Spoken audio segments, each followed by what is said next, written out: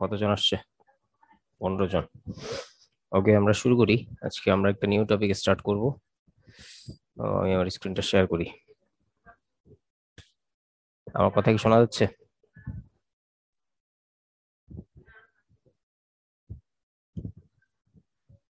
হুম।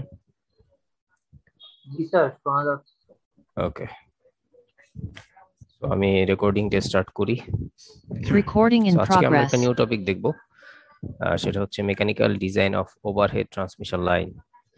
আর overhead বলতে বোঝাই যাচ্ছে যে আমাদের আসলে মাথার উপরে বা যে তারগুলো আমরা সচরাচর যেগুলো দেখি, যেগুলো দেখা যাচ্ছে না মাটির নিচে, সেগুলো তো আন্ডারগ্রাউন্ড। আর ওভারহেড যেটা, সেটা হচ্ছে আমাদের মাথার উপরে যে ট্রান্সমিশন যে লাইনগুলো আছে সেগুলা, সেগুলোর মেকানিক্যাল ডিজাইনের কিছু ব্যাপার স্যাপার আছে। যদিও আমরা ইলেকট্রিক্যাল ইঞ্জিনিয়ার, বাট সেই মেকানিক্যাল ফ্যাক্টর গুলো আমাদের ইলেকট্রিক্যাল ইঞ্জিনিয়ারিং এর সাথে রিলেটেড। দ্যাটস ওয়াই আমাদেরকে আসলে সেই মেকানিক্যাল ফ্যাক্টর গুলোর ডিজাইন নিয়ে আমাদের চিন্তা ভাবনা করতে হচ্ছে আর কি। সো আমরা যখন একটা ট্রান্সমিশন লাইন বসাবো দুটো এরিয়ার মধ্যে for power transfer process, then we have to divide our consideration into two areas. First এরিয়াসটাকে আমরা বলতে পারি ইলেকট্রিক্যাল এরিয়া, সেকেন্ড এরিয়াটাকে আমরা বলতে পারি মেকানিক্যাল এরিয়া বা electrical properties and mechanical properties. Electrical properties কি? ইলেকট্রিক্যাল প্রপার্টিস নিয়ে যখন আমি ডিল করব, তখন আমার কাছে ইলেকট্রিক্যাল কোয়ান্টিটি আছে কি কি, যেমন ভোল্টেজ আছে, কারেন্ট আছে, পাওয়ার আছে। সো এগুলো নিয়ে আসলে আমাকে চিন্তা করতে হবে। প্রথম যেটা, যেমন আমাদের যে কন্ডাক্টর গুলো, সেই কন্ডাক্টর গুলোর অবশ্যই পর্যাপ্ত পরিমাণে কারেন্ট ক্যারিং ক্যাপাসিটি থাকতে হবে। তার ক্যারিং ক্যাপাসিটি যদি স্যাটিসফ্যাক্টরি লেভেলে না হয়, তাহলে তো আসলে সমস্যা।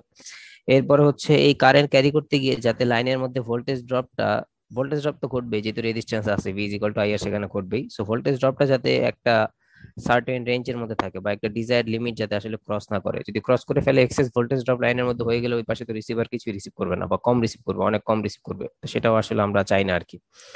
আর আমরা জানি যে আমরা আসলে ট্রান্সমিশন লাইনে আমরা যখন পাঠাই, তখন আসলে কারেন্টটাকে স্টেপ ডাউন করে পাঠাই এবং ভোল্টেজটাকে স্টেপ আপ করে পাঠাই। তার কারণ হচ্ছে আই স্কোয়ার আর লসটাকে হচ্ছে মিনিমাইজ করার জন্য। আমরা একেবারে আই স্কোয়ার আর লসটাকে নাই করে ফেলতে পারি না, কিছু পরিমাণ আই স্কোয়ার আর লস থাকবেই, যেহেতু আর আসলে আমাদের জিরো হয়ে যাচ্ছে না আর কি।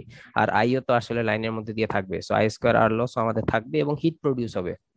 তো আই স্কোয়ার আর লসের জন্য যে হিটটা প্রডিউস হবে, সেই হিটটা কতটুকু রেঞ্জের মধ্যে থাকলে আমাদের তারগুলো গলবে না বা গলে গলে পড়বে না, সেটাও আসলে আমাদের কনসিডারেশনের মধ্যে থাকাটা দরকার আর কি। যাতে এই আই স্কোয়ার আর লসটা একটা সার্টেন রেঞ্জের মধ্যে থাকলে আমরা আসলে সেফ অপারেশন আমরা আসলে এনশিওর করতে পারি।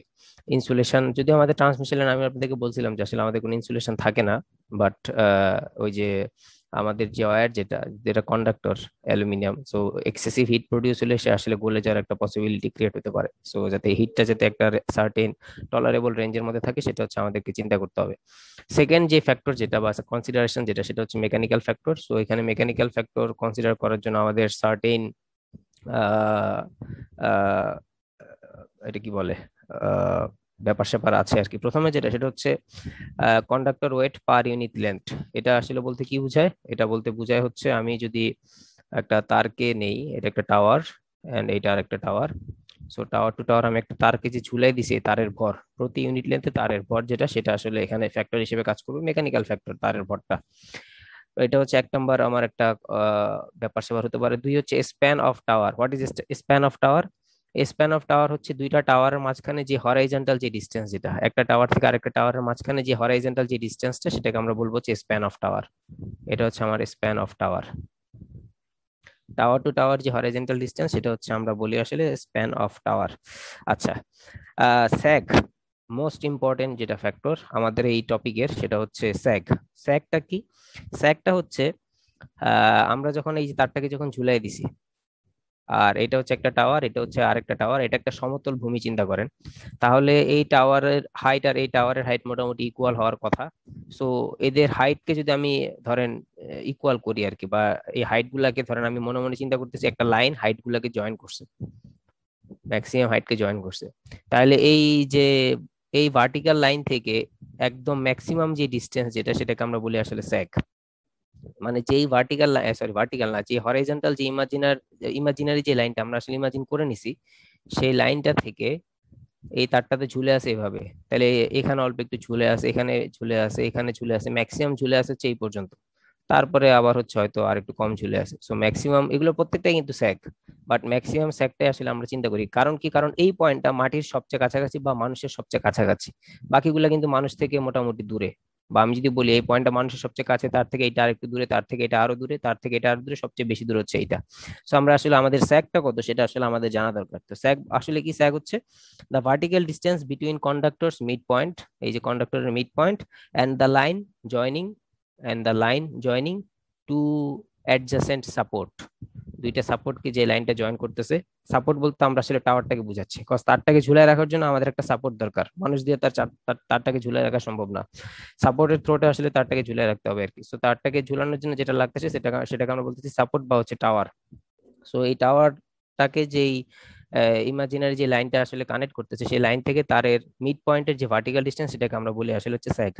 দেন আসে হচ্ছে গ্রাউন্ড আর ক্লিয়ারেন্স। এই ইমাজিনারি লাইনটা আসলে স্প্যানটাই না, ওই ডিসটেন্সটাই। স্প্যান লেন্থটা তো আসলে আপনি চিন্তা, হ্যাঁ কাইন্ড অফ আসলে বলতে পারেন আর কি, যে আসলে এটা স্প্যান লেন্থের ইকুয়ালি হবে আর কি, এটা আসলে স্প্যান লেন্থের ইকুয়ালি হবে।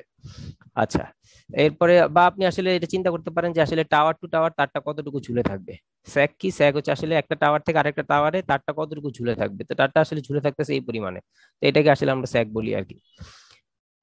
গ্রাউন্ড ক্লিয়ারেন্স কি, গ্রাউন্ড ক্লিয়ারেন্স হচ্ছে যে আসলে মাটি থেকে তারটা কতটুকু উপরে থাকবে, এটাকে আমরা বলি আসলে গ্রাউন্ড ক্লিয়ারেন্স। এই হচ্ছে আমাদের গ্রাউন্ড, আর মাটি থেকে তারটা আসলে ম্যাক্সিমাম একদম সবচেয়ে কাছাকাছি আছে হচ্ছে এইটা, তো এইটা হচ্ছে সবচেয়ে সে উপরে আছে আর কি। এরপরে বাকিগুলো অনেক উপরে আছে, বাট মাটির সবচেয়ে কাছাকাছি আছে হচ্ছে এইটা। তো তারটা যখন ছিঁড়ে পড়বে তখন কিন্তু এইটার মাটিতে পড়ার প্রবাবিলিটি সবচেয়ে বেশি আর কি, যেহেতু এই পয়েন্টটা মাটির সবচেয়ে কাছাকাছি। তো এটাকে আমরা আসলে বলি আসলে গ্রাউন্ড ক্লিয়ারেন্স, বা আসলে বলতে পারি যে টাওয়ার টু টাওয়ার ওয়্যারটা আসলে কতটুকু নিচে থাকবে বা মাটির কতটুকু কাছে থাকবে, সেটাকে আমরা বলি আসলে গ্রাউন্ড ক্লিয়ারেন্স। দেন আমাদের আরো কিছু ফ্যাক্টর আছে মেকানিক্যাল কনসিডারেশন, যেমন টাইপস অফ টাওয়ার, এই কি কি ধরনের টাওয়ার আমরা ইউজ করতে পারি। আপনাদের এটার উপরে লেকচার আমি দিব আর কি। এটার যেটা হয়েছে যে আপনাদের এই এই উইকের সোমবার আর লাস্ট উইকের সোমবার হচ্ছে ক্লাস মিস গেছে, আবার কোনো একটা ঈদের ঈদের একটা ক্লাস মিস গেছে আর কি। সো এই তিনটা ক্লাসের লেকচার আমি দিয়ে দিব। তো সেখানে আপনারা দেখবেন হচ্ছে রিড রেকর্ডেড লেকচার, সেখানে আপনারা দেখবেন হচ্ছে আমাদের টাওয়ারের কি কি পরিমাণ কি কি টাইপস আছে আর কি। ম্যাক্সিমাম হচ্ছে স্টিল টাওয়ারই আমরা ইউজ করি, তো এরপর আরো কিছু টাইপ আছে আর কি। আরেকটা ফ্যাক্টর হচ্ছে mechanical strength of conductor and support. এই যে তারের যে মেকানিক্যাল স্ট্রেংথ, মেকানিক্যাল স্ট্রেংথটা কি সেটাও আমরা দেখবো। আর সাপোর্ট বলতে এই যে টাওয়ারটা দিছি, মেকানিক্যাল স্ট্রেংথ বলতে আসলে যে তারটাকে যে ধরেন এই যে এই দুজন যে টেনে ধরছে, এটা তো আমি চিন্তা করতে পারি এখানে একটা মানুষ, এখানে আরেকটা মানুষ, তো এটা টেনে ধরছে। এখন এটা যদি অল্প টানে যদি ছিঁড়ে যায় তাহলে তো তার শক্তি আসলে নাই বললেই চলে। তো তারা তো আসলে টেনশন বা এই যে দুই পাশে টান একটা সহ্য করার ক্ষমতা তার থাকতে হবে। আবার এরাও আবার যে ধরেন এইদিকে টেনে রাখছে, টানতে গিয়ে সে আবার মাটিতে পড়ে গেল, এটা আবার এটাও তো আসলে তার স্ট্রেংথ খুবই লো, এটা বোঝা যায় আর কি। সো এ আসলে তার শক্তি য- বেশি হইতে হবে, বা এমন হইলো যে আসলে আজকে ঘূর্ণিঝড় হবে, বাতাসের বেগ প্রচন্ড বেশি, সো বাতাস হইলো টাওয়ারটা আসলে পড়ে গেল, তাহলে তো আসলে তার স্ট্রেংথটা তো আসলে not that kind of satisfactory, এটা তো আসলে বলা যায় না আর কি। তো এই জিনিসগুলো আসলে আমাদের মাথায় রাখতে হবে। আর আরেকটা ইম্পর্টেন্ট জিনিস যেটা, সেটা হচ্ছে টেনশন। টেনশনটা কি, টেনশনটা হচ্ছে সাপোর্ট অর টাওয়ারের মাথায় ওয়্যারটা যেই যে টানটা আসলে ফিল করবে, যেমন এই যে এইটা একটা সাপোর্ট বা টাওয়ার, এটা ওয়্যারটাকে নিজের দিকে টেনে ধরছে, এই দিকে সে টেনে ধরছে, আর এই সাপোর্টটা এটাকে নিজের দিকে টেনে ধরছে, তাহলে এই মাথায় সে একটা টেনশন এক্সপিরিয়েন্স করতেছে, একটা টান অনুভব করতেছে, এই মাথায় সে একটা টান অনুভব করতেছে, এটাকে আমরা আসলে বলি আসলে হচ্ছে টেনশন। সো এই কয়েকটা সার্টেন ফ্যাক্টর আমাদেরকে আসলে হচ্ছে মাথায় রাখতে হবে আর কি, আমাদেরকে এগুলা মাথায় রাখতে হবে। এখন কথা হচ্ছে যে আমরা বলছিলাম যে আমাদের এটা কি বলে, স্যাকটা একটা ইম্পর্টেন্ট ফ্যাক্টর, স্যাকটা। তারপরে গ্রাউন্ড ক্লিয়ারেন্সটা মোটামুটি ইম্পর্টেন্ট ফ্যাক্টর, কজ মাটি থেকে কতটুকু উপরে থাকবে সেটাও আসলে আমাদের দরকার। মানুষের সংস্পর্শে আসলে তো সমস্যা, কজ এই তারগুলোতে তো কোনো ইনসুলেশন থাকে না, হাই ভোল্টেজ লাইন আরো। সো ভোল্টেজের কারণে বাতাসটা আয়োনাইজ হয়ে যাবে, মানুষের শক খাইতে পারে। সো মানুষের থেকে একটা স্যাটিসফ্যাক্টরি লেভেল উপরে আসলে রাখাটা দরকার, এটা একটা ইস্যু। আর একটা হচ্ছে এই যে তারটাকে যে ঝুলাই দিছি, এই যে সে যে একটা টেনশন টান অনুভব করতেছে, এই টেনশন আসলে সহ্য করার ক্ষমতা তার আছে কিনা, বা যারা আসলে তাকে টেনে ধরছে তাদের শক্তি আসলে কতটুকু, সেটাও আসলে আমাদের ব্যাপার স্যাপার আসলে মাথায় রাখতে হবে আর কি। এখন প্রথম কোশ্চেন হচ্ছে যে আমাদের ট্রান্সমিশন লাইনে আসলে স্যাগ কেন দরকার, বা এই যে ঝুলাই যে রাখতেছি স্যাগ কেন দরকার। ধরেন আমি কোনো স্যাগ দিলাম না, স্যাগ দিলাম না বলতে স্যাগ হচ্ছে জিরো, স্যাগ জিরো মানে কি আবার? স্যাগ জিরো মানে হচ্ছে আমি যদি এখানে আঁকি, ধরেন এটা একটা টাওয়ার, এটা আরেকটা টাওয়ার, আমি তারটাকে জাস্ট টান টান করে এমনি কানেক্ট করে দিলাম, এক্ষেত্রে কোনো ঝুলে নাই, এক্ষেত্রে স্যাগ কত? স্যাগ হচ্ছে জিরো। যদি আমি তারটাকে যদি এরকম ঝুলায় রাখতাম, ধরেন এরকম ঝুলায় রাখতাম, সেক্ষেত্রে আমি হয়তো একটা স্যাগ পাইতাম, একটা ডিস্টেন্স পাইতাম যে এতটুকু ঝুলে আছে। তো যখন আসলে আমার স্যাগ জিরো, তখন কিছু সুবিধা আছে, কিছু অসুবিধাও আছে। তো সুবিধা কি কি? সুবিধা হচ্ছে, যেহেতু আমার তারটা ঝুলে নাই, মানে স্যাগ যখন জিরো, তখন আপনি যদি আপনাকে জিজ্ঞেস করি যে এই যে যেটাকে ঝুলায় রাখছি এটার লেন্থ বেশি না যেটাকে টান টান করে রাখছি সেটার লেন্থ বেশি, কোনটার লেন্থ বেশি? স্যার নিচেরটা স্যার। হ্যাঁ, যেটা ঝুলে আছে সেটার আসলে লেন্থ বেশি। তো তার যখন আমরা কিনবো, আমরা তো আসলে ওই যে গজ হিসাবে বা ফিট হিসাবে কিনি। তো এখন কথা হচ্ছে যে যত লেন্থ কম লাগবে আমার টাকা তো তত কম আর কি, যত লেন্থ বেশি লাগবে টাকা হচ্ছে তত বেশি। সো আমাদের আসলে ওই যে স্যাগ যখন জিরো তখন আসলে লেন্থ কম লাগে, সো আমাদের কস্ট, পারচেজিং কস্ট যেটা, সেটা আসলে কম লাগতেছে। আর আরেকটা জিনিস যেটা, সেটা হচ্ছে যে আমরা যখন এভাবে টাইট করে একেবারে কানেক্ট করি, এই মাথার সাথে এই মাথা একেবারে এভাবে টাইটলি কানেক্ট করছি, মানে স্যাগ যখন জিরো রাখছি, কোনো ঝুলাই টুলাই রাখি না, তখন যেটা হচ্ছে যে মানুষের থেকে এটা একদম সর্বোচ্চ উচ্চতায় আছে, মানুষের সংস্পর্শে আসার প্রবাবিলিটি অনেক কমে গেছে আর কি। সো গ্রাউন্ড ক্লিয়ারেন্স, যেটা গ্রাউন্ড ক্লিয়ারেন্স অনেকখানি বেড়ে গেছে, মাটির সাথে যে ডিস্টেন্স যেটা সেটা বেড়ে গেছে। এটা হচ্ছে আমাদের অ্যাডভান্টেজ বলা যায়। ডিসঅ্যাডভান্টেজ কি? ডিসঅ্যাডভান্টেজ হচ্ছে যখন আসলে আমাদের স্যাগ জিরো, তখন এই তারের টেনশন বাড়বে। এই তারটাকে এও নিজের দিকে টান টান করে ধরে রাখছে, এও নিজের দিকে টান টান করে ধরে রাখছে। সো দুই পাশে আসলে টেনশন, এই অবস্থায় যে পরিমাণ টেনশন থাকবে, মানে এই যে ঝুলন্ত অবস্থায় যে পরিমাণ টেনশন থাকবে আর টান টান অবস্থায় যে পরিমাণ টেনশন থাকবে, অবশ্যই টান টান অবস্থার টেনশনটা বেশি ঝুলন্ত অবস্থার চেয়ে। এই সাপোর্টটা, এটাকে যদি আমরা বলি সাপোর্ট ওয়ান, এটাকে আমরা যদি বলি সাপোর্ট টু, সাপোর্ট ওয়ান এটাকে নিজের দিকে টেনে ধরবে, সাপোর্ট টু এটাকে নিজের দিকে টেনে ধরবে। এখন কথা হচ্ছে কন্ডাক্টরটা তো আসলে আমরা যেটা ডিজাইন করি, এটা তো আসলে, বা যে কন্ডাক্টর গুলো মার্কেটে অ্যাভেলেবল পাওয়া যায়, সেগুলোর মেকানিক্যাল স্ট্রেংথ মোটামুটি ভালোই হয়। হ্যাঁ, মানে একেবারে টান দিলেই যে ছিঁড়ে পড়বে ব্যাপারটা এরকম না। আপনি কিন্তু বাসাবাড়ির তারগুলো কিন্তু চাইলে একেবারে টেনে যে ছিঁড়ে ফেলবেন এটা কিন্তু সম্ভব না। আমরা আসলে তারগুলো যেটা আপনারা দেখেন যে মিস্ত্রিরা আসে প্লাস দিয়ে কাটে বা আসলে কাটার থাকে, তো ওইগুলা তো চিকন তার, ওগুলাই আসলে আমরা হাত দিয়ে টেনে ছিঁড়তে পারি না। আর আমাদের ট্রান্সমিশনের গুলো তো আরো মোটা হবে আর কি, যেহেতু ভোল্টেজ লেভেল সেখানে অনেক হাই, তো সেগুলো তো আসলে হাত দিয়ে টেনে ছিঁড়ার প্রশ্নই আসে না। তো সেগুলোর মেকানিক্যাল স্ট্রেংথ হাই হওয়ার কারণে সেগুলো সহজে ছিঁড়ে পড়বে না, এটা একটা জিনিস বোঝা যাচ্ছে। কিন্তু কথা হচ্ছে এই তারটা তো ডিরেক্টলি টাওয়ারের সাথে কানেক্টেড না, এই তারগুলো কানেক্টেড হচ্ছে টাওয়ারের সাথে থ্রো ইনসুলেটর। আপনাদের হয়তো মনে থাকার কথা, আমরা ফার্স্ট ল্যাবে দেখছিলাম, ফার্স্ট ক্লাসে দেখছিলাম, যেগুলো ইনসুলেটর এরকম ডিক্সের মতো ব্যাপার স্যাপারের থ্রোতে এগুলো হচ্ছে কানেক্টেড থাকে। এর কারণ কি? এর কারণ হচ্ছে এটা তো স্টিল টাওয়ার, স্টিল নিজেও কিন্তু একটা কন্ডাক্টর, সো এই তারও কিন্তু কন্ডাক্টর। তো আমি যদি এই কন্ডাক্টর একটা কানেক্টেড হচ্ছে গ্রাউন্ডের সাথে, আবার এটার সাথে যদি এদিকে লাইনটাকে কানেক্ট করে দিই, লাইন আর নিউট্রাল যদি আবার এদিকে শর্ট হয়ে যায়, তাহলে তো শর্ট সার্কিট হয়ে যাবে, প্রবলেম। সো এটার জন্য আমরা আসলে যেটা করি, এই প্রবলেমটা অ্যাভয়েড করার জন্য আমরা এটাকে কানেক্ট করি ইনসুলেটরের থ্রুতে। এখন ইনসুলেটরের তো আসলে এটা তো একটা মেকানিক্যাল ডিভাইস। হ্যাঁ, এই ইনসুলেটরের একটা মাথা হচ্ছে এই মাথায় কানেক্টেড, আর একটা মাথা হচ্ছে তারের সাথে কানেক্টেড। এখন এই মাথাটা ইনসুলেটরকে এই দিকে টেনে ধরবে, তারটা চেষ্টা করবে তাকে এই দিকে টেনে ধরার, যেহেতু এই পাশে আবার এদিকে টানতেছে। তো এখন যেটা হবে যে ইনসুলেটর তো একটা টেনশন সহ্য করার ক্ষমতা তার আছে। এখন যদি এমন হয় যে আমি একেবারে টান টান করে রাখলাম, সেই অবস্থায় সেই যে টেনশনটা ফেস করবে সেটা তো আসলে বেশি, ফলে ইনসুলেটরটা আসলে ছিঁড়ে যেতে পারে বা ড্যামেজ হয়ে যেতে পারে। সো ইনসুলেটর যদি ছিঁড়ে যায় বা ড্যামেজ হয়ে যায়, তখন তো তারটা একেবারে ছিঁড়ে হচ্ছে মাটিতে পড়বে আর কি, তখন আবার শর্ট সার্কিট হবে, ফল্ট হবে, সমস্যা। সো সেটা আসলে করা যাচ্ছে না। সো টান টান করলে, টান টান করে কানেক্ট করলে যেটা হবে যে আমাদের যে সাপোর্ট যেগুলো আছে, সাপোর্ট বলতে এই যে টাওয়ার, ইনসুলেটর, এগুলোর উপরে প্রেসার পড়বে, টেনশনটা বাড়বে এগুলোর উপরে।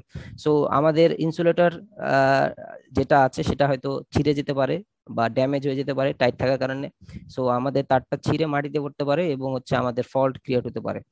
তো এই জন্য আসলে আমরা তারটাকে টান টান করে কানেক্ট করি না, আমরা কিছু পরিমাণে স্যাগ দিয়ে আমরা আসলে তারটাকে কানেক্ট করি। বলতে গেলে আমরা আসলে এভাবে কানেক্ট করি আর কি, দুইটা টাওয়ার আর তারটাকে একটু পরিমাণে ঝুলিয়ে আমরা কানেক্ট করি।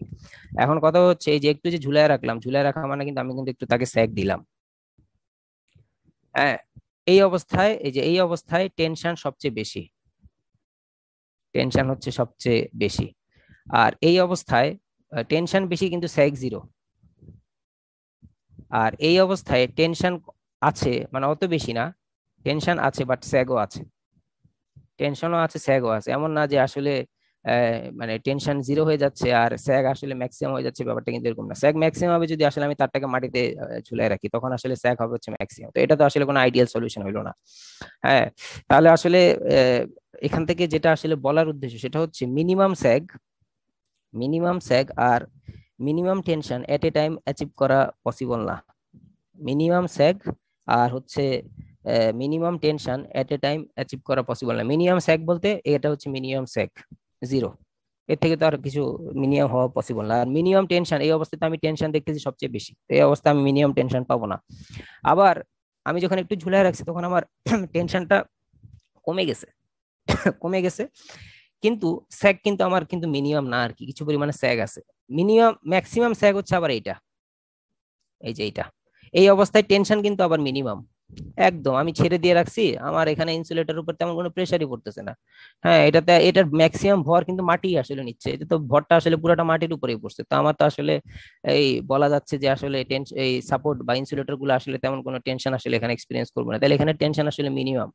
So at a time minimum tension আর মিনিমাম স্যাগ হাওয়া আসলে আমাদের পক্ষে অ্যাচিভ করা সম্ভব না। তাহলে কথা হচ্ছে যে স্যার, তাহলে আসলে কিভাবে আমরা ডিজাইন করব, বা প্র্যাকটিক্যালি যখন আসলে আমাদের এই টাওয়ার টু টাওয়ার যখন আসলে ওয়্যারটাকে কানেক্ট করা হয় তখন আসলে কি করা হয়? তখন আসলে যেটা করা হয় যে দুইটা দুইটা ফ্যাক্টরে আসলে কিছু পরিমাণে ছাড় দেওয়া হয় আর কি। টেনশনেও ছাড় দেওয়া হয়, স্যাগেও ছাড় দেওয়া হয়, দিয়ে একটা স্ট্যান্ডার্ড স্যাগ এন্ড স্ট্যান্ডার্ড টেনশন আসলে সেখানে দেওয়া হয়। একটা স্ট্যান্ডার্ড স্যাগ দেওয়া হয় এবং একটা স্ট্যান্ডার্ড টেনশন দেওয়া হয়, যাতে আসলে সবাই সেফলি অপারেট করতে পারে। স্যাগ একটা দিলাম যাতে মানুষের খুব কাছাকাছি না আসে বা মাটি থেকে একটা মডারেট ডিস্টেন্সে উপরে থাকে।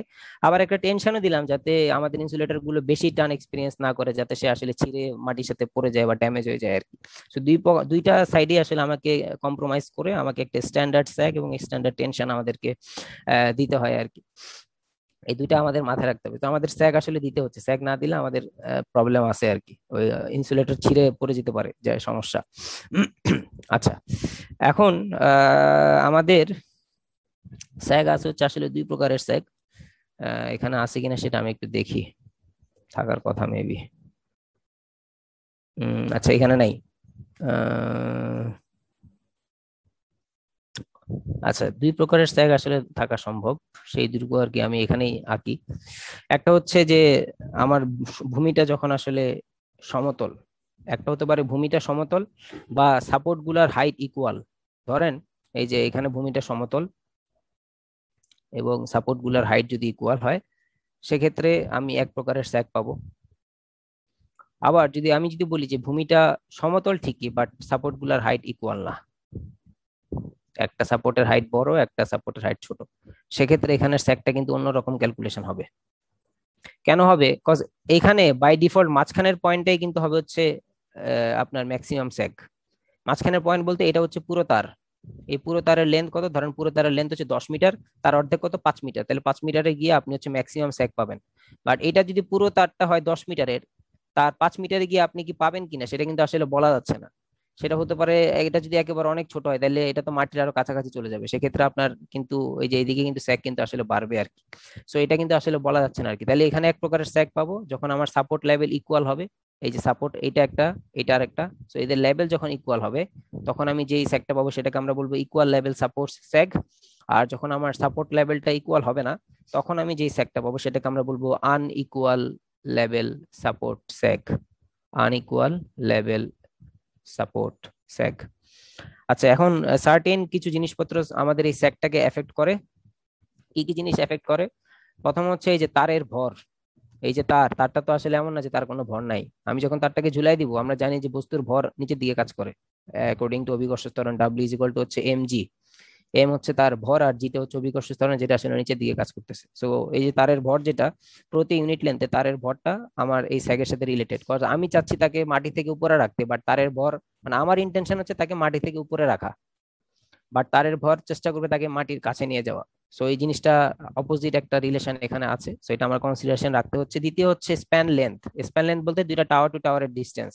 আমি যদি টাওয়ার লেন্থ অনেক বাড়াইতে পারি তাহলে আমার আসলে কস্ট কমবে। ধরেন দুইটা এরিয়া আছে, দুইটা এরিয়ার মধ্যে আপনি চাইলে 3টা টাওয়ার দিয়ে আপনি কানেকশন দিতে পারেন, বা 4টা টাওয়ার দিয়ে আপনি কানেকশন দিতে পারেন, বা 5টা টাওয়ার দিয়ে আপনি কানেকশন দিতে পারেন। তো আপনি যত টাওয়ার বাড়াবেন আপনার কস্ট বাড়বে। যদি সেইটাই যদি আপনি আসলে দুইটা টাওয়ার দিয়ে দিতে পারেন তাহলে তো আপনার আসলে কস্ট কমবে। তো আপনার এখানে আসলে এই যে টাওয়ার টু টাওয়ার যে ডিসটেন্স, যেটা সেটা একটা ফ্যাক্টর যেটা আসলে সেকটাকে এফেক্ট করবে। যে ধরেন দেখা যাচ্ছে যে এখান থেকে এখানে মাটির লেন্থ আসলে সমতল না, হয়তো দেখা যাচ্ছে যে মাটির লেন্থ একটু উঁচা নিচে। তো এখন আপনার তারের এই সেকটাকে সমান করার জন্য হয়তো দেখা যাচ্ছে যে এখানে হয়তো কিছু সময় পর পরে হয়তো টাওয়ার দিতে হচ্ছে। হ্যাঁ, বা এটাকে যদি এমন কিছু করা যেত যে আসলে আমরা মাটির লেন্থ সমান না হইলেও আমি আসলে দুইটা টাওয়ার দিয়ে কোনোভাবে এখানে একটা ক্যালকুলেশন করে আমি আসলে একটা স্যাগ এখানে দিলাম, তাইলে হয়তো আমার কস্ট সেভ হইলো, আমার টাকা পয়সা বাঁচলো। তো সেটা একটা সলিউশন হতে পারে। এই জন্য আমাদের টাওয়ার টু টাওয়ার যে স্প্যান লেন্থ যেটা, সেটা আমাদের ইম্পর্টেন্ট, সেটা আমাদের স্যাগের এই ফ্যাক্টরটাকে এফেক্ট করবে। আরেকটা ফ্যাক্টর হতে পারে হচ্ছে আমাদের টেনশন। টেনশনটা হচ্ছে যে তারটাকে যে ঝুলায় রাখতেছি, এই টাওয়ারটা এটাকে নিজের দিকে টেনে ধরবে, এই টাওয়ারটা এটাকে নিজের দিকে টেনে ধরবে। সো তারটা তো একটা টেনশনের মধ্যে আছে, তাকে যে টেনে রাখতেছে, যদিও টেনশনটা আমাদের এখানে লো, বাট স্টিল একটা টেনশন আছে। সবচেয়ে ম্যাক্সিমাম টেনশন থাকতো যদি আসলে আমি টান টান করে রাখতাম। তো আমি তো টান টান করে রাখতেছি না, আমি একটু ঝুলাই দিচ্ছি যাতে টেনশনটা একটু কমে যায়। সো এরপর একটা টেনশন থাকবে। সো টেনশনটা আসলে আমার স্যাগের সাথে কিভাবে রিলেটেড সেটাও আমাদের দেখতে হবে। টেম্পারেচার আমাদের স্যাগের সাথে রিলেটেড। টেম্পারেচার কিভাবে রিলেটেড? আমরা স্বাভাবিকভাবে আপনারা দেখছেন যারা হচ্ছে ওই যে কামার, ওই যে বা যারা হচ্ছে যে দা বটি এগুলো হচ্ছে বানায় আর কি, আপনারা হয়তো দেখছেন তারা প্রথমে হচ্ছে লোহাকে কি করে উচ্চ তাপমাত্রায় হচ্ছে একেবারে গলায় ফেলে। এটা কি দেখছেন নাকি? একদম লাল করে ফেলে, তারপর হচ্ছে পানিতে ভিজায় রাখে, তারপর এটাকে হচ্ছে বাড়ি দিয়ে বিভিন্ন শেপে আনে। এটা কি দেখছেন নাকি? Yes sir. তো আমাদের এটা তো আসলে ঘটতেছে তাপমাত্রা, এবং আমাদের এই তারগুলো তো আসলে উচ্চ তাপমাত্রায় বা আমাদের এনভায়রনমেন্ট এক্সপোজড। এখন সৌদি আরবের কথা যদি চিন্তা করি, রিয়াদের কথা চিন্তা করি, সেখানে ধরেন 42 ডিগ্রি হচ্ছে সেখানকার সর্বনিম্ন তাপমাত্রা। 42 ডিগ্রি সেখানে অ্যাজ ইউজুয়াল থাকে, যেখানে মানে জায়গায় জায়গায় হচ্ছে আপনার হচ্ছে এসি আর কি। তো এখন সেখানে এই যে তারটা যে এত টেম্পারেচার আসলে এক্সপোজ, আর একটু বেশি হলে তো 100 ডিগ্রি হয়ে যেত। তো এই তারটা তো আসলে গরম হচ্ছে, দিনের বেলায় গরম হচ্ছে, রাতের বেলায় ঠান্ডা হওয়ার আগে আবার পরের দিন আবার গরম হচ্ছে। সো তারটা তো আসলে আগে যদি এরকম হয়তো যে আমি এটাকে ধরেন শীতকালে ঝুলাই দিয়ে রাখলাম এতটুকু, পরে গ্রীষ্মকালে গিয়ে দেখলাম যে এক সিজন পরে এটা আসলে এতটুকু পরিমাণ ঝুলে গেছে, কজ এখানে হিট ছিল, হিটের কারণে আসলে এটা গলে গলে আসলে তার এটা আসলে ছেড়ে দিচ্ছে আর কি। এটা একটা ব্যাপার স্যাপার হতে পারে। আবার এমন হইতে পারে যে শীতকাল হচ্ছে, আমার শীতকালে বরফ পড়তেছে, যেসব দেশে বরফ পড়ে, ধরেন সুইজারল্যান্ড, বরফ পড়তেছে। হ্যাঁ, উপর থেকে বরফ পড়তেছে, সো বরফের ভর, এটা যে তারের উপর তো বরফগুলো জমবে, তারের উপর হচ্ছে আমার বরফগুলো এভাবে জমতেছে। সো তারের উপরে যখন বরফগুলো এভাবে জমবে, সো বরফের ভর তো আসলে উপরের দিকে কাজ করবে না, বরফের ভর প্লাস তারের ভর কাজ করবে হচ্ছে নিচের দিকে। ফলে তারটা যদি গ্রীষ্মকালে এরকম পরিমাণে ঝুলে থাকতো, শীতকালে আসলে এই বরফের ভরের কারণে সে আর একটু বেশি পরিমাণে ঝুলে থাকবে, কাজ এটা আসলে নিচের দিকে কাজ করবে। সো এই ব্যাপারগুলো আবার কাজ করবে। আবার ধরেন হচ্ছে যেখানে অনেক বেশি বাতাস সমুদ্রের নিকটবর্তী অঞ্চলে, সেখানে বাতাসের কারণে দেখা যাবে যে তারটা হয়তো নর্মাল, যখন হালকা পাতলা বাতাস আছে তখন তারের স্যাগ হচ্ছে এইটা এইটা। এখন ধরেন বাতাসটা উত্তর দিক থেকে আসলো বা দক্ষিণ দিক থেকে আসলো, তো এই দিক থেকে যদি অনেক জোরে বাতাস আসে, আমার তারটা যেটা হবে যে তারটা আসলে এরকম এইভাবে বেঁকে যাবে। তো এটা আবার এখানে কতটুকু বেগে গিয়ে আবার এই টাওয়ারের সাথে কানেক্ট হয়ে যাচ্ছে কিনা, এটাও তো আবার আসলে ব্যাপার স্যাপার আমার লক্ষ্য করতে হবে আর কি। এই দিক থেকে যদি জোরে বাতাস আসে, তারটা তো আসলে এরকম একটা দোলন খাবে আর কি। সো এটা ওইদিকে সরে যেতে পারে, বা এই দিক থেকে যদি জোরে বাতাস আসে এটা এদিকে সরে যেতে পারে। So আবার টাওয়ারের সাথে কানেক্ট হয়ে গেলে তো আবার সমস্যা। তো এই ব্যাপার স্যাপার গুলো আসলে আমাদের এনভায়রনমেন্টাল যে ব্যাপার স্যাপার গুলো, এগুলো আসলে আমাদের সেক্টরকে আসলে এফেক্ট করবে, যেগুলো আমাদের আসলে কনসিডারেশনে নিতে হবে।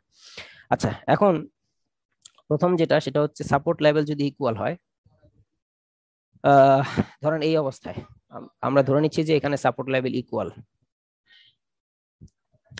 এটা একটু ক্লিন করি। এখানে আমরা ধরে নিচ্ছি হচ্ছে সাপোর্ট লেভেলটা আমার হচ্ছে ইকুয়াল, মানে দুইটা সমতল ভূমি এবং টাওয়ার, এই দুইটার হাইট সেম। সো এই অবস্থায় আমি যখন একটা তারকে ঝুলাবো, এই তারটাকে যে রেড কালার যেটা দেখা যাচ্ছে, তারটাকে যখন ঝুলালাম তখন বাই ডিফল্ট তার মাঝখানের যে পয়েন্টটা, সেই পয়েন্টটাকে আমরা বলতেছি আসলে লোয়েস্ট পয়েন্ট বা end of conductor surface point. Lowest point বা end of conductor surface point. এর মানে কি? এর মানে হচ্ছে সারফেসের কাছাকাছি সবচেয়ে আছে হচ্ছে এই পয়েন্টটা, এরপরে আর কোনো পয়েন্ট আসলে সারফেসের কাছাকাছি নাই আর কি। তার মানে আসলে অন্যান্য পয়েন্ট গুলো সারফেসের কাছাকাছি আছে, আমি যদি তারটাকে চিন্তা করি এগুলো ইনফাইনাইট নাম্বার অফ পয়েন্টের একটা সামেশন, বাট এই পয়েন্টটা সারফেসের সবচেয়ে কাছাকাছি। সো এইখানে গিয়ে আসলে পয়েন্ট গুলোর সমাপ্তি ঘটছে আর কি। তারপরে অন্যান্য গুলো আছে, বাট সেগুলো সারফেসের কাছাকাছি না, সবচেয়ে কাছাকাছি আসলে এইটা। দ্যাটস আমরা আসলে এটাকে বলতেছি and of conductor surface point. এখন এই এন্ড অফ কন্ডাক্টর সারফেস পয়েন্টটা কোথায় হবে? এটা বাই ডিফল্ট হবে হচ্ছে মিডল পয়েন্টটা। মিডল পয়েন্ট মানে আমাদের যখন সাপোর্ট লেভেল ইকুয়াল এবং যখন সমতল ভূমি, তখন ধরেন তারের লেন্থ হচ্ছে কত, ধরেন হচ্ছে 10 মিটার, তাহলে তার অর্ধেক কত, তার অর্ধেক হচ্ছে 5 মিটার। এই 5 মিটারের এই পয়েন্টে হচ্ছে মাটির সবচেয়ে কাছাকাছি থাকবে, বা এই পয়েন্টটাই হবে হচ্ছে আমাদের আসলে and of conductor surface point. And of conductor surface point.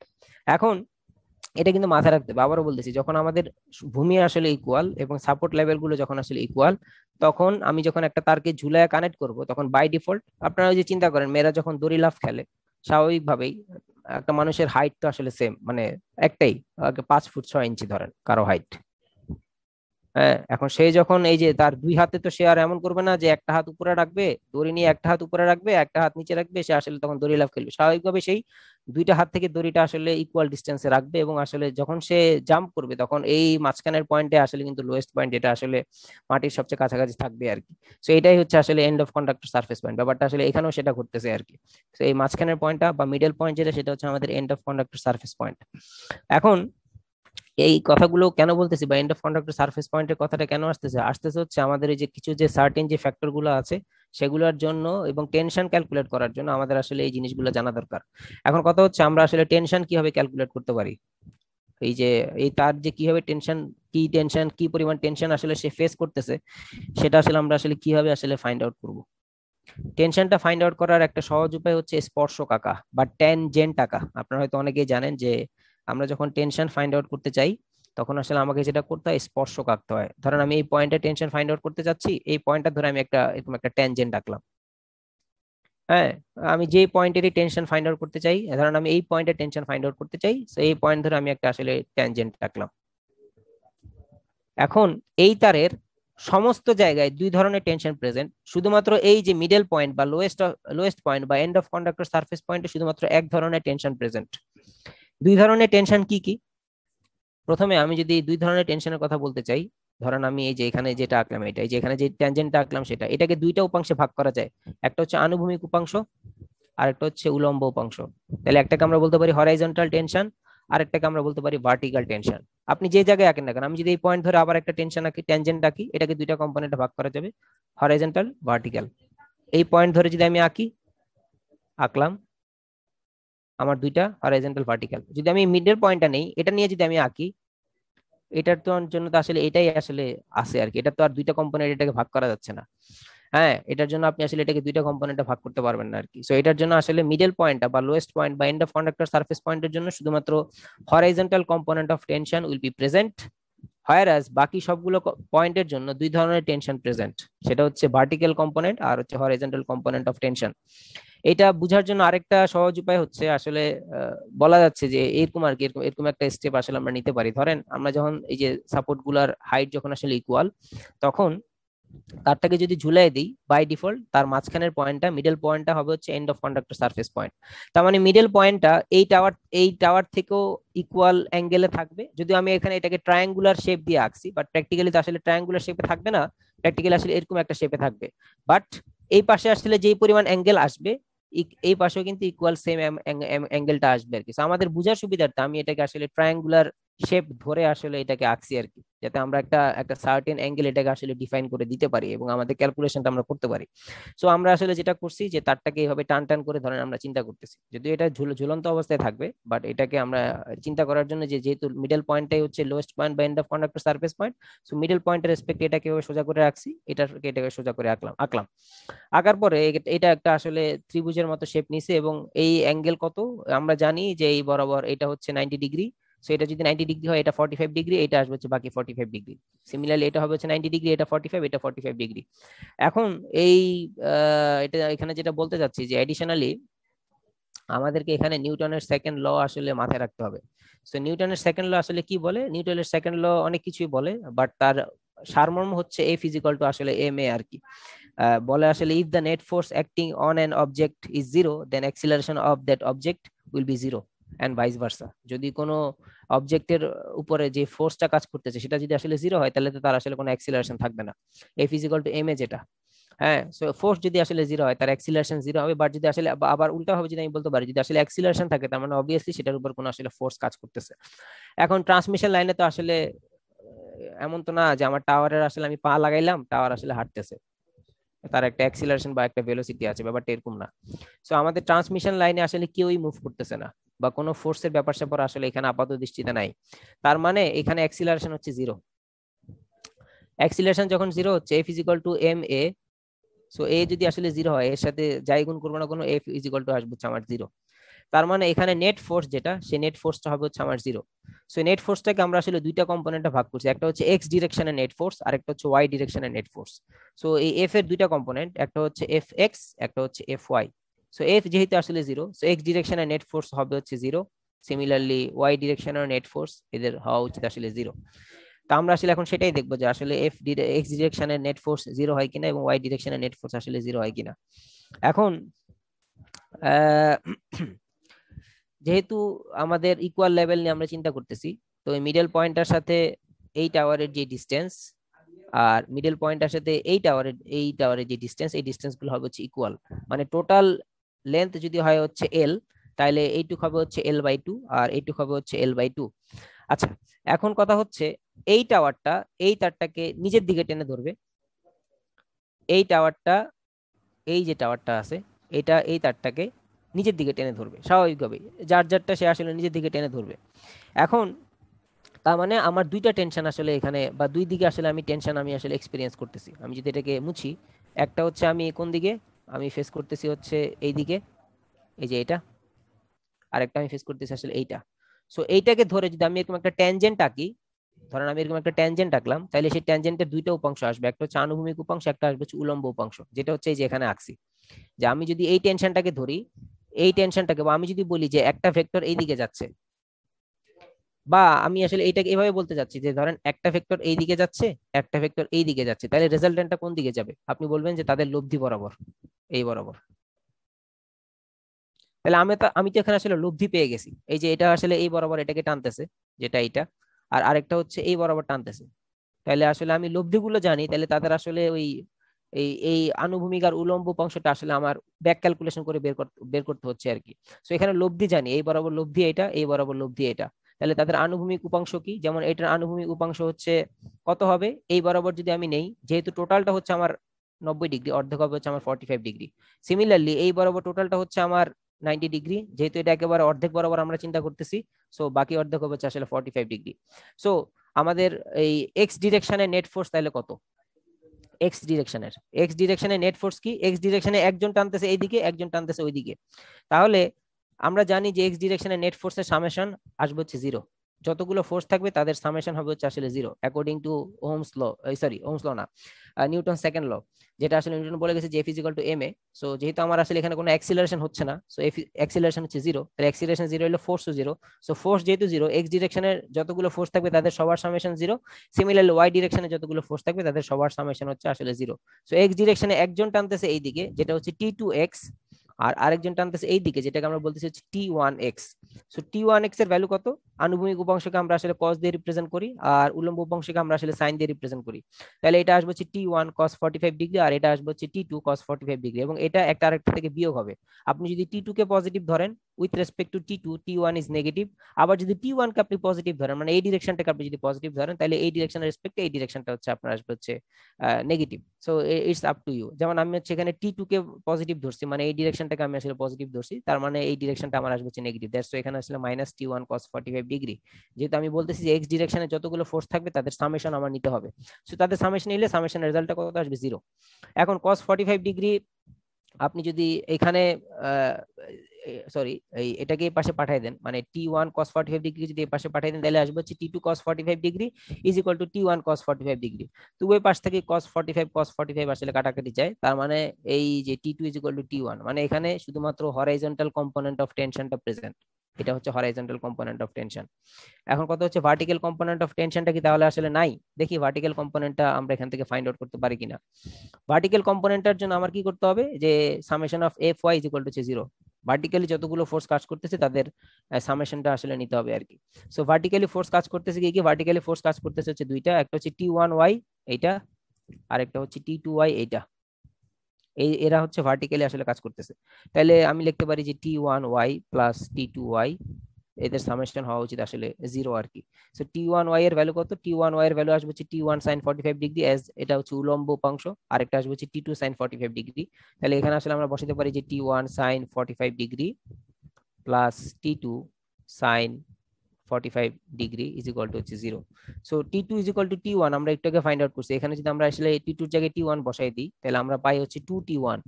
এটা একটা T1 sin 45 ডিগ্রি আর একটা T1 sin 45 ডিগ্রি, তাহলে আমরা পাই হচ্ছে overall 2T1 sin 45 degree is equal two হচ্ছে 0। তাহলে এখান থেকে আসলে এই sin 45 ডিগ্রি ইনটু 2 কে যদি আমি আসলে এই পাশে পাঠিয়ে দিই তাহলে এইটা আসলে আলটিমেটলি থাকতেছে T1 ইজ ইকুয়াল টু হচ্ছে 0। এই যে ক্যালকুলেশনটা করছি এই ক্যালকুলেশনটা করছি আসলে হচ্ছে উলম্ব উপাংশের জন্য বা ভার্টিক্যাল কম্পোনেন্টের জন্য। তো ভার্টিক্যাল কম্পোনেন্ট আমি দেখতে পাচ্ছি আসলে 0 আসতেছে। কোথায় 0 আসতেছে? এই মিডল পয়েন্টে। এই মিডল পয়েন্টে আমার আসলে কোনো ভার্টিক্যাল কম্পোনেন্ট থাকবে না আর কি, বা ভার্টিক্যাল কম্পোনেন্ট অফ টেনশন থাকবে না আর কি। বাকি সব জায়গায় ভার্টিক্যাল কম্পোনেন্ট অফ টেনশন থাকবে। বা আপনি আসলে সহজভাবে বোঝার জন্য এখানে একটা ট্যানজেন্ট আঁকেন, যেটা আমি করছিলাম আর কি, যে এখানে আসলে একটা ট্যানজেন্ট আঁকেন। ট্যানজেন্ট আঁকলে সবগুলো পয়েন্টে আপনি ট্যানজেন্ট আঁকেন আর মিডল পয়েন্টেও ট্যানজেন্ট আঁকেন। সো মিডল পয়েন্টে যখন আপনি আসলে ট্যানজেন্ট আঁকবেন আপনার তো একটা স্পর্শ আঁকতে হবে। তো আপনি এই স্পর্শটাকে এমনি আঁকবেন নাকি? এটা তো আর স্পর্শ হলো না, এটা তো আর স্পর্শ হলো না। স্পর্শ হলে আপনার টাচ করে গেছে এরকম, একটা স্পর্শ করে গেছে এরকম। সো আমি মিডল পয়েন্টে ধরেন এই যে স্পর্শ আঁকলাম, আর এই পয়েন্টে এখন আপনি বলতে পারেন স্যার এটা কি আমি সোজা করে এভাবে আঁকতে পারি? তাহলে ছেদ করে গেছে, এটা তো ছেদ করে গেছে। আপনি যেটা আঁকছেন যদি এইভাবে যদি আপনি এখানে আঁকেন এটা আসলে ছেদ করে গেছে, এটা স্পর্শ করে যায় নাই। ছেদ করা আর স্পর্শ করা এক না। সো এটা আপনার স্পর্শক হবে না আর কি। স্পর্শ হওয়ার জন্য আপনাকে আসলে স্পর্শ করে গেছে এরকম আসলে আঁকতে হবে। সো এখানে আমার যদি আমি যদি স্পর্শ আঁকতে চাই আমার স্পর্শ করে গেছে আসলে এরকম একটা। সো এটাকে আসলে দুইটা উপাংশে ভাগ করা যাচ্ছে, একটা হচ্ছে আনুভূমিক আর একটা হচ্ছে উলম্ব উপাংশ। বাট এটাকে আসলে শুধুমাত্র আনুভূমিক উপাংশে আমি আসলে তার দেখতে পারতেছি, তাকে আসলে উলম্ব উপাংশে ভাগ করা যাচ্ছে না আর কি। সো একমাত্র মিডল পয়েন্টে আমার horizontal component of tension present, আর বাকি সবগুলো পয়েন্টে আমার আসলে দুই ধরনের টেনশন প্রেজেন্ট, একটা হচ্ছে ভার্টিক্যাল কম্পোনেন্ট আর একটা হচ্ছে হরাইজন্টাল কম্পোনেন্ট। আচ্ছা, আমি যদি আপনাকে জিজ্ঞেস করি যে এটা তো পুরাটা একটা তার, এই তারের কোন জায়গায় সবচেয়ে বেশি পরিমাণে টেনশন থাকা উচিত আপনার কি মনে হয়? এটা তো পুরাটা একটা তার, এই তারের এটা হচ্ছে মিডল পয়েন্ট, সবচেয়ে কোন জায়গায় ম্যাক্সিমাম টেনশনটা আসলে থাকা উচিত? কি হওয়া উচিত আপনার কি মনে হচ্ছে যে কোন জায়গায় সবচেয়ে বেশি? Middle point sir. মিডল পয়েন্টে? স্যার দুই প্রান্তে স্যার। এক্স্যাক্টলি। আপনি চিন্তা করেন এখানে শুধুমাত্র এক ধরনের টেনশন প্রেজেন্ট, হরাইজন্টাল।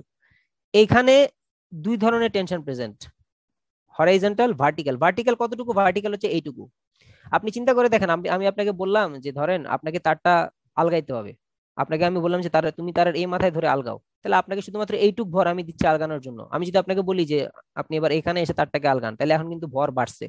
এবার আমিও যদি আপনাকে বলি যে এই মাথায় এসে তারটাকে আলগায় রাখেন, তাহলে পুরোটাকে আপনাকে আলগায় রাখতে হচ্ছে। তাহলে আপনার শক্তি সবচেয়ে বেশি কোথায় লাগতেছে, বা সবচেয়ে বেশি স্ট্রেস আপনি কিন্তু ফিল করবেন এই জায়গায়, এই জায়গায়। এই জায়গায় ভার্টিক্যাল কম্পোনেন্ট অফ টেনশনটা বেশি, সবচেয়ে বেশি হচ্ছে এই জায়গায়, তারপরে আস্তে আস্তে এরকম এরকম এরকম সবচেয়ে কম হচ্ছে, কমতে কমতে কমতে কমতে এখানে কোনো ভার্টিক্যাল কম্পোনেন্ট নাই। কজ আমরা তো বলতেছি আসলে এই পয়েন্টটাকে end of conductor surface point, cause এরপর আর কোনো পয়েন্ট নাই। তাহলে এই পয়েন্টের রেসপেক্টে আসলে আমি ভার্টিক্যাল কম্পোনেন্ট গুলো পাবো আর কি। সো ম্যাক্সিমাম ভার্টিক্যাল কম্পোনেন্টটা থাকবে আসলে এই জায়গায়। তার মানে এখান থেকে আরেকটা জিনিস যেটা বোঝা গেল যে আমার আসলে এই তারের থ্রু আউট দ্য ওয়্যার আমার আসলে ভ্যারি করতেছে ভার্টিক্যাল কম্পোনেন্ট অফ টেনশন। আমার কিন্তু হরাইজন্টাল কম্পোনেন্টটা কিন্তু ফিক্সড আছে, হরাইজন্টাল কম্পোনেন্টটা আমার কিন্তু আসলে ফিক্সড আছে। আমার কিন্তু ভ্যারি করবে কোনটা, যেটা আসলে আমি আসলে এই যে টেনে যে ধরতেছি সেটা উপর দিকে যেটাকে যে উঠায় রাখতেছি, এই যে ভার্টিক্যাল কম্পোনেন্ট যেটা এটা আসলে ভ্যারি করতেছে। আমাদের হরাইজন্টাল কম্পোনেন্ট অফ টেনশন যেটা সেটা কিন্তু থ্রু আউট দ্য ওয়্যার এটা কিন্তু ফিক্সড। ফিক্সড। আপনি এখন বলবেন যে স্যার আমি একটা স্পর্শক আঁকলাম, এই যে একটা স্পর্শ আঁকলাম, এখন এটাকে আমি হরাইজন্টালি এতটুকু পরিমাণ এক্সটেন্ড করবো, কোনো সমস্যা নাই, কিন্তু তার ভার্টিক্যাল যেটা সেটা তো এইটুকুই থাকতেছে। আপনি আবার বলেন যে স্যার আমি এখানে আরেকটা স্পর্শ আঁকলাম, এটার হরাইজন্টালি আমি আসলে আরো বাড়াবো, কোনো সমস্যা নেই, বাট তার ভার্টিক্যালি তো আসলে বাড়বে আর কি। তো আপনার হরাইজন্টালটা আপনি যদি এইটুকু রাখেন, ভার্টিক্যালির জন্য কিন্তু তার আসলে ম্যাগনিটিউডটা কিন্তু আসলে ভ্যারি করবে। ম্যাগনিটিউড তার ওভারঅল যে লব্ধি যেটা দুইটা ভেক্টরের যে লব্ধি যেটা, সেই লব্ধিটা আসলে ভ্যারি করবে কিন্তু এই ভার্টিক্যাল কম্পোনেন্টের জন্য, হরাইজন্টাল কম্পোনেন্টের জন্য কিন্তু আসলে ভ্যারি করবে না। কজ এখানে যেটা দেখতেছি যে আসলে ভার্টিক্যাল কম্পোনেন্টটা ভ্যারি করতেছে। সো ভার্টিক্যাল কম্পোনেন্টের জন্য তার এই ওভারঅল যে টেনশনের যে ম্যাগনিটিউড যেটা সেটা আসলে আসলে ভ্যারি করবে আর কি। সো এখান থেকে আরেকটা জিনিস মাথায় রাখার দরকার আছে আমরা যতক্ষণ বা যতদিন এই টপিকটা পড়বো আর কি, সেটা হচ্ছে থ্রু আউট দ্য ওয়্যার আমাদের দুই ধরনের tension present, horizontal and vertical, but lowest point বা এন্ড অফ কন্ডাক্টর সারফেস পয়েন্টে শুধুমাত্র হরাইজন্টাল টেনশনটা প্রেজেন্ট। এটা একটা কনক্লুশনে আমরা আসলাম। আরেকটা কনক্লুশন যেটা, সেটা হচ্ছে যে আমাদের এই পুরো তারে আমাদের হরাইজন্টাল কম্পোনেন্ট অফ টেনশন যেটা, সেটা আসলে কনস্ট্যান্ট থাকতেছে, ভ্যারি করতেছে আমাদের আসলে vertical component of tension. Vertical component of টেনশনটা আমার কাছে আসলে এখানে ভ্যারি করবে। আচ্ছা, এখন এই স্যাগ ক্যালকুলেট করার কিছু মেথড আছে আর কি, দেখি এখানে কি সেই মেথডগুলোর কথা বলা আছে কিনা। আচ্ছা, এখানে ডিরেক্ট স্যাগ ক্যালকুলেশনেই চলে গেছে। ওকে, স্যাগ ক্যালকুলেশনের মেথড কি, এখানে আসলে স্যাগ ক্যালকুলেশনের দুইটা মেথড আছে। আমরা এই পর্যন্ত আজকে থামবো আর কি, নেক্সট দিন আমরা ডিরাইভেশনটা অনেক বড়, সেটা আজকে শুরু করব না। স্যাগ ক্যালকুলেশনের দুইটা মেথড আছে, একটাকে মেথডকে আমরা বলি আসলে প্যারাবোলিক মেথড। আমি এখানেই লিখি, এখানে বেশি ঝামেলা করে লাভ নাই। এটা নিচের দিকে যায় না কেন, তোমার কি হলো? আচ্ছা, এখানেই লিখি। একটা মেথড হচ্ছে প্যারাবোলিক মেথড, আর আরেকটা মেথডকে আমরা বলি আসলে ক্যাটেনারি মেথড। প্যারাবোলিক মেথড কি বা ক্যাটেনারি মেথড কি, জাস্ট মেথডগুলোর নাম আর কি। এখন প্যারাবোলিক মেথডে এটা কখন অ্যাপ্লাই করব, এটা অ্যাপ্লাই করব হচ্ছে যখন আমাদের দুইটা টাওয়ারের মাঝখানে ডিসটেন্স 300 মিটার, এর ইকুয়াল বা আসলে এর থেকে ছোট আর কি। আমি আসলে বলতে পারি হচ্ছে লেস দেন ইকুয়াল টু। হ্যাঁ, যখন আসলে আমার এই যে দুইটা টাওয়ার টু টাওয়ারের ডিসটেন্স যখন আসলে 300 মিটার বা এর থেকে কম, তখন আসলে আমি প্যারাবোলিক মেথড ইউজ করব। আর যেখানে আসলে আমি স্যাগ অ্যাপ্লাই করব হচ্ছে 5%। 5% স্যাগ, 5% স্যাগ বলতে বুঝাচ্ছি, ধরেন এইটাকে যদি আমরা আসলে বলি 1, তাহলে 1 এর সাথে আমরা যদি এটাকে যদি আসলে যোগ করে দিই 1.05 আর কি তারের, এখানে যদি 1 মিটার তার লাগে তাহলে আমার আসলে 1.05 পরিমাণে মিটার পরিমাণ আসলে তার লাগতেছে এইটুকু স্যাগ অ্যাপ্লাই করার জন্য। যে ক্ষেত্রে আসলে 5% স্যাগ আমি অ্যাপ্লাই করতেছি, সেক্ষেত্রে আসলে আমি প্যারাবোলিক মেথডটা ইউজ করব।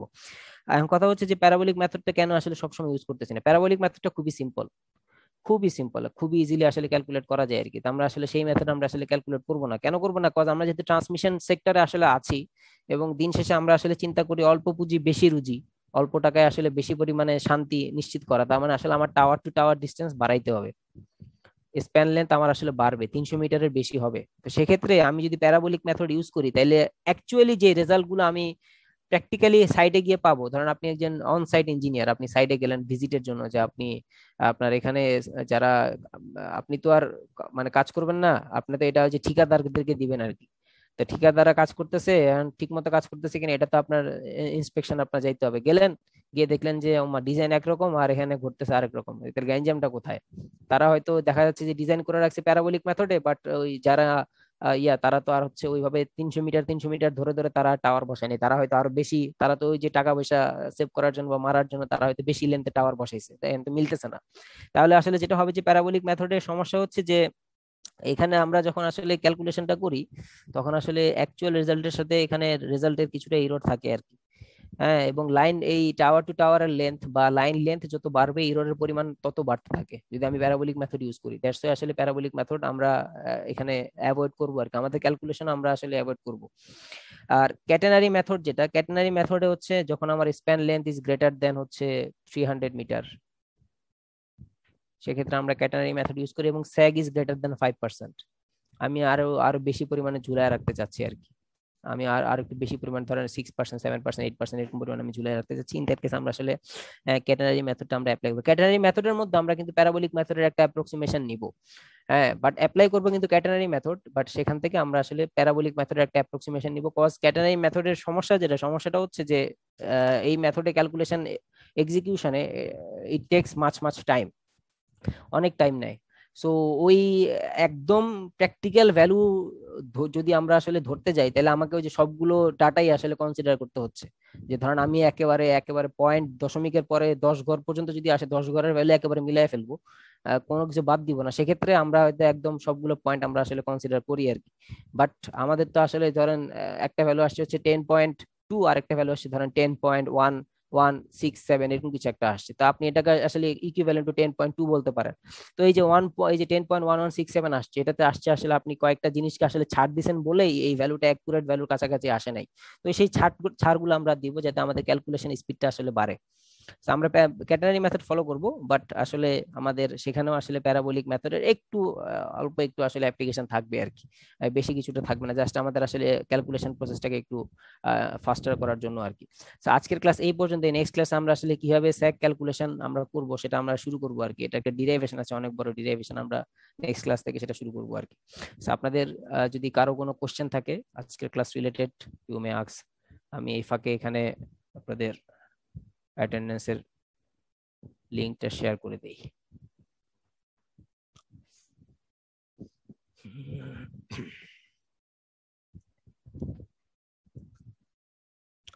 আপনাদের কুইজ 2 যেটা, সো কুইজ 2 নিব হচ্ছে মিডের পরে, এটা আগে থেকে বলে দিচ্ছি। এবং কুইজ 2 এর সিলেবাস হবে হচ্ছে এই আজকে যে টপিক স্টার্ট করছে এটা থাকবে, আর আমি কিছু ক্লাস রেকর্ডিং দিব, 3টা রেকর্ডিং আমি আপনাদেরকে দিব, যেহেতু 3টা ক্লাস মিস দিয়েছি। একটা তো ঈদের জন্য বন্ধ দিলাম, আর বাকি 2 এর একদিন আমি আসলে সিক ছিলাম, আর একদিন হচ্ছে টিকা দিতে যাইতে হয়েছে আর কি। সো আমি 3টা লেকচার আপনাদেরকে দিব। সো ওই 3টা লেকচার আর আজকের ক্লাস থেকে যা যা পড়বো মিডের আগ পর্যন্ত সেগুলো হচ্ছে এই সিলেবাসে থাকবে আর কি। এবং কুইজটা নিব হচ্ছে মিড শেষ হওয়ার পরে যে উইকটা স্টার্ট হবে সেই উইকের পরের উইক, মানে বলতে গেলে 9 নাম্বার উইকে। আপনাদের তো 7 উইক পরে হচ্ছে মিড হয়, তারপরের উইকটা হচ্ছে এরপরে তো মিডই, তারপর 8 নাম্বার উইক শুরু হয়। তো আমরা নিব হচ্ছে 9 নাম্বার উইকে, 14 উইক যেহেতু, 9 নম্বর উইকে আমরা আসলে কুইজটা নিব আর কি। যদিও যেটা আমার আর ম্যাডামের সাথে যেটা ডিসকাস করে মানে স্যার 22 আগস্টের পর। আমার ঠিক এক্সাক্ট কাইন্ড অফ, যেহেতু আপনাদের 12 তারিখ 13 তারিখ থেকেই তো শুরু, 13, তাহলে 13-র পরে কত আপনাদের ক্লাস শুরু কবে? 13 থেকে ওইদিকে 7 দিন, 20 21 তারিখ পর্যন্ত মিড ব্রেক। 21 তারিখ, তাইলে হচ্ছে 22 তারিখে যে উইকটা সেই উইকের পরের উইক। আচ্ছা, 29 তারিখের পর। 29 তারিখের পরে নিব আর কি। বাট এটা আসলে আমি যতটুকু জানি যে আসলে এটা সাডেন হওয়া উচিত আর কি। বাট সাডেন নিলে আপনাদের পারফরমেন্স আসলে ফল করে, মানে বলা নাই কওয়া নাই। যদি হঠাৎ করে আমি আজকে বলি যে কুইজ দিতে হবে, ইন দ্যাট কেস আসলে আপনাদের পারফরমেন্স স্যাটিসফ্যাক্টরি আসে না, এবং আপনাদের কুইজের রেজাল্ট আপনাদের আবার ফাইনালের রেজাল্টে রিফ্লেক্ট করে এন্ড রেজাল্ট খারাপ হয় আর কি। সো আমি চাই না আসলে আপনাদের কুইজের কারণে গ্রেড খারাপ আসুক, সেটা আগে থেকে বলে নিলাম। আপনাদের সামনে মিড ব্রেকও পাবেন, তারপরে এক উইকও পাবেন। সো লেকচারগুলো ভালোভাবে দেখবেন। আজকের ক্লাস থেকে যেটা শুরু হবে এটা তো দিবই, আমি মিডের আগে সবগুলো লেকচার আপনাদের ক্লাসরুমে আপলোড করে দিব আর কি। আপনার মিডের আগে লেকচারগুলো পেয়ে যাবেন। সো এইভাবে প্রিপারেশন নিতে হবে। ক্যাপাসিট্যান্স থেকে হবে না না, ক্যাপাসিটেন্স থেকে না, ক্যাপাসিটেন্স ট্রান্সমিশন লাইন এগুলো বাদ। আজকের ক্লাসে থেকে শুরু করে আরো 3টা অ্যাডিশনাল লেকচার আসবে আমাদের, তো আরো 3টা ক্লাস আমরা পাবো নেক্সট উইকে।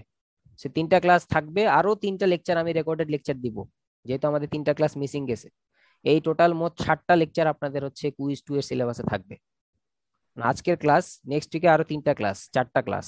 এরপরে আমি আরো 3টা অ্যাডিশনাল রেকর্ডেড লেকচার দিব, যেগুলো হচ্ছে আমাদের ক্লাস মিস গেছে তার এটা কি বলবো, তার ক্ষতিপূরণ হিসাবে আর কি। সেই টোটাল 7টা লেকচার আপনাদের হচ্ছে কুইজ 2 এর সিলেবাসে থাকবে। মানে স্যার আজকের ক্লাস থেকে সিলেবাস শুরু? হ্যাঁ, আজকের ক্লাস থেকে সিলেবাস শুরু। আপনাদের অ্যাটেন্ডেন্স দেওয়া হয়ে গেলে আপনারা লিভ নিতে পারেন। আসসালামু আলাইকুম স্যার।